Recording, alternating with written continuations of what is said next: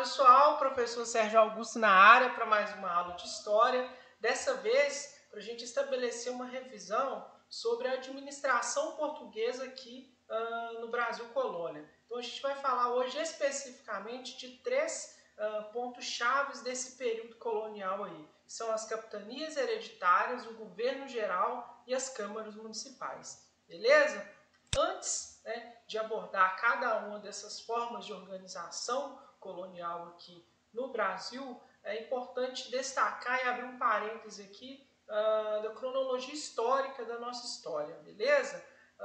Bem a grosso modo, a gente pode dividir a história do nosso país em quatro grandes períodos, tá certo? Um período antes da chegada dos portugueses, antes de 1500, um período colonial, que é quando o Brasil foi governado por Portugal, então o Brasil era colônia portuguesa, um destaque aí, esse período aí ele vai de 1500 então a 1822, com uma ressalva que em 1815 o Brasil é elevado à categoria de Reino Unido de Portugal e Algarves, então fazer essa ressalva aí.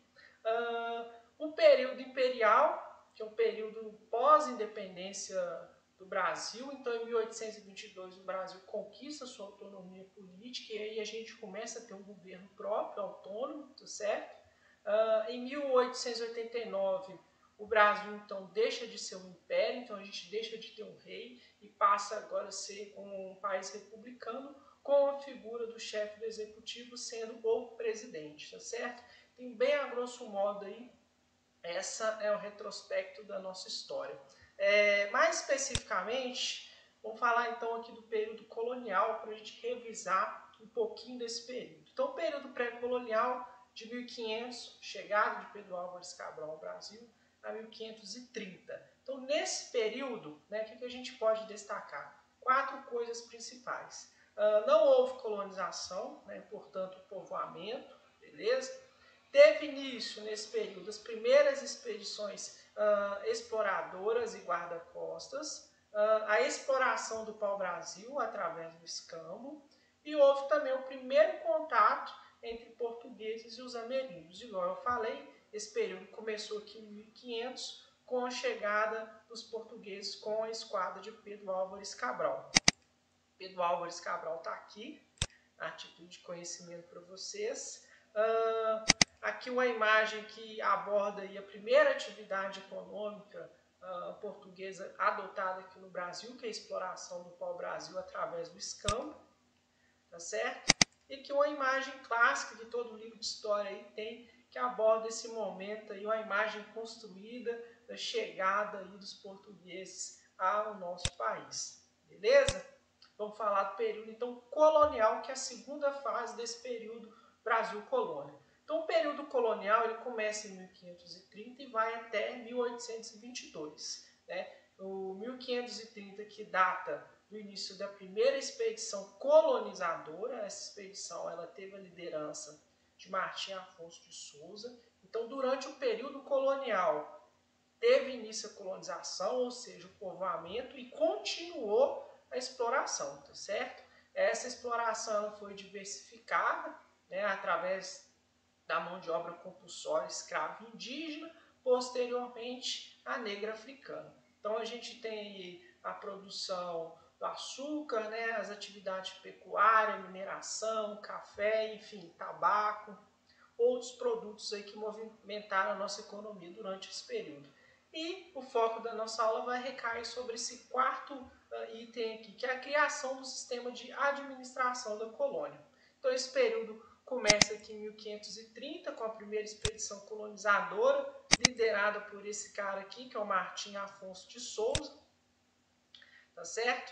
Aqui uma imagem que representa aí a primeira vila criada aqui no Brasil, a Vila de São Vicente, beleza? E quais eram os objetivos dessa expedição colonizadora? É o que eu coloquei aqui, ó. Iniciar a colonização, povoando a colônia, fundando vilas, iniciar a produção do açúcar através dos engenhos e expulsar os povos invadores, basicamente os franceses, holandeses ingleses, espanhóis, enfim, os piratas também. Aqui uma imagem que representa um engenho, tá certo? A produção da açúcar ela configura como a segunda atividade econômica portuguesa em solo do Brasil. A primeira foi a exploração do pau-brasil através do escampo. Então, mais adiante, vamos falar desse primeiro sistema, que é o sistema de capitanias hereditárias, que ele foi criado aí, então, em 1534. E esse sistema, então, ele veio de encontro a uma solução, tá certo? Para que Portugal, então, iniciasse o processo de colonização e povoamento do nosso território. Entretanto, o governo português ele não tinha recursos financeiros próprios para investir nesse processo de colonização. Então, a solução encontrada foi transferir esse objetivo para a iniciativa privada. Então, as capitanias elas foram criadas nesse contexto de parceria público-privada entre a coroa portuguesa e os fidalgos, os nobres portugueses ali pertencentes à aristocracia portuguesa ali. São pessoas ligadas ao rei de confiança de Portugal. E nesse empreendimento, o Brasil, então, ele foi dividido em vários lotes de terra, em formato horizontal aí, que cortaram o país de norte a sul, respeitando ali, é claro, o meridiano do Tratado de Tordesilhas, que foi firmado entre as coroas portuguesa e espanhola no ano de 1494. Então, a parte leste, ficou para Portugal e a parte oeste ficou para a Espanha. O sistema de capitanias hereditárias, então, ele foi criado em 1534, como eu falei, pelo rei Dom João III.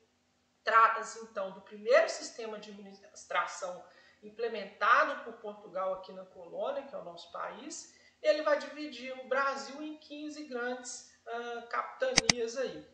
Como que ficou o processo, como se desenvolveu a administração dessas capitanias? Então, o direito de usufruto e posse das capitanias ficou a cargo dos capitães donatários, ou simplesmente donatários.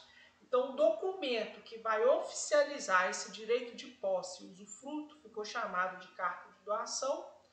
O outro documento também, juntamente com a carta de doação, ele recebia o donatário a carta foral, que estabelecia os seus direitos e deveres. E entre esses direitos e deveres era povoar o território, enfim, produzir o açúcar, incentivar e dar lucro para a coroa portuguesa, beleza?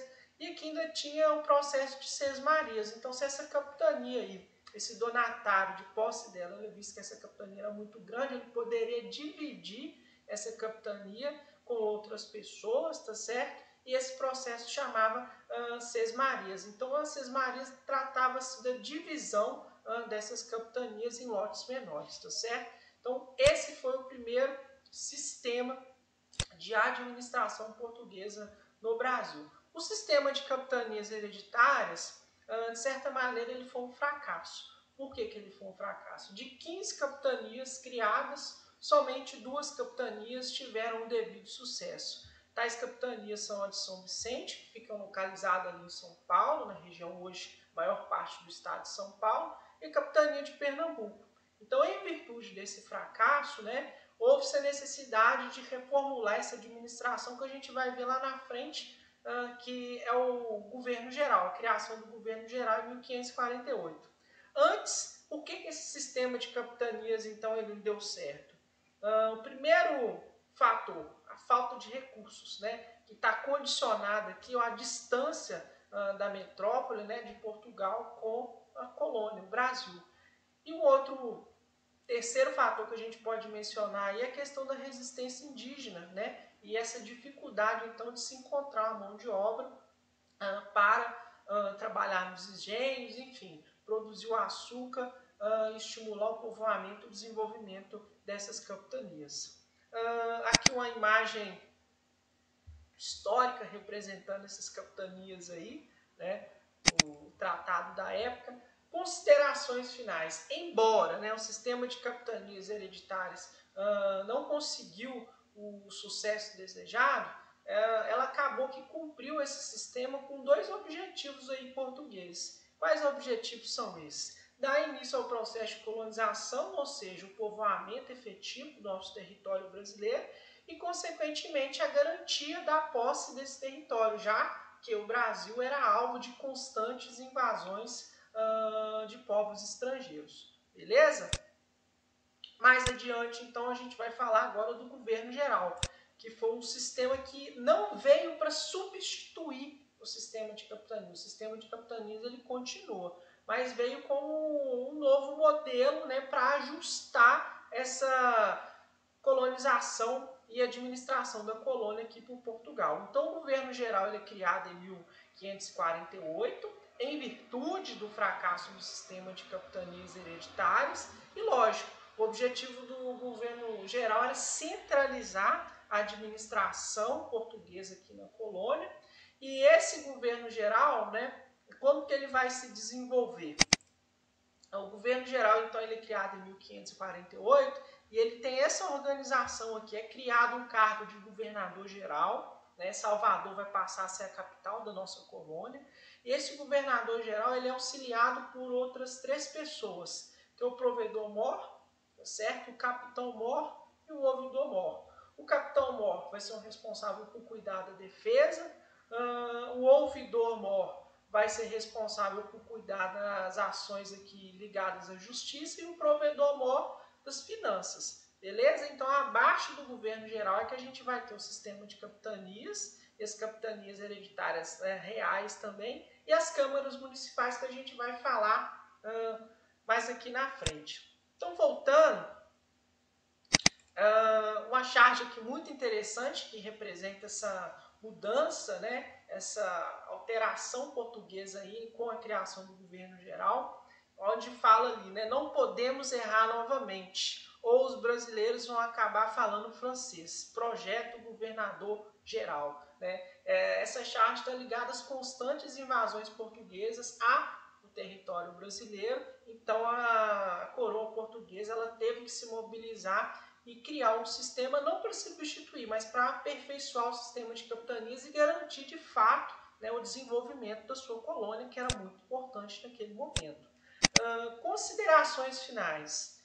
O governo geral, né, ele vai favorecer então a centralização política na colônia, sem extinguir, sem substituir o sistema de capitanias hereditárias.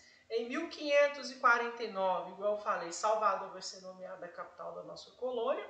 E junto com o governo geral, a gente tem o primeiro governador geral do Brasil, que foi o Tomé de Souza, um mandato ali de 4 anos, de 1549 a 1553. Beleza? Além do governo geral, a gente tem também a criação das câmaras municipais. Então, esses órgãos, né, eles representavam o poder local da metrópole portuguesa aqui no Brasil. Essas câmaras municipais, elas tinham uma constituição própria, normalmente elas eram compostas por um juiz, alguns vereadores, que eram chamados homens bons, pessoas ligadas à Igreja Católica, né? A pessoa tinha que ser católica, um grande proprietário de terra, de gado ou de escravos, enfim. Um escrivão também compunha essa Câmara Municipal, um procurador e um tesoureiro, tá certo? Então essas câmaras municipais elas foram fundamentais para garantir o controle e o poder local da coroa portuguesa, da metrópole sobre a colônia, principalmente nas regiões do interior do país, né, ali nas vilas que começaram a ser criadas. Tem um cargo interessante, um adendo diferente das câmaras municipais, que em alguns momentos o Conselho Ultramarino, que estava acima, né, do governo geral, então a gente tem lá o rei de Portugal, o Conselho Ultramarino, o governo geral, os cargos ali do governo geral, as capitanias hereditárias e as câmaras municipais. Essa é a organização ali da estrutura administrativa portuguesa no nosso país. E em alguns casos, o governo de Portugal, por meio do Conselho Ultramarino, nomeava um juiz de fora, né, para presidir o juiz ordinário dentro dessas câmaras municipais. Então é um fato a se destacar. Aqui uma imagem de uma câmara municipal atualmente, né? E a título de ilustração, uma planta aqui, uma imagem que representa uma câmara municipal aí do período. E basicamente é isso que eu queria falar hoje para vocês, né? Do governo geral, das capitanias hereditárias, das câmaras municipais, beleza? Espero que esse vídeo tenha de fato contribuído para complementar os estudos aí sobre a implementação do sistema colonial aqui no nosso país. Um grande abraço e até a próxima aula. Tchau!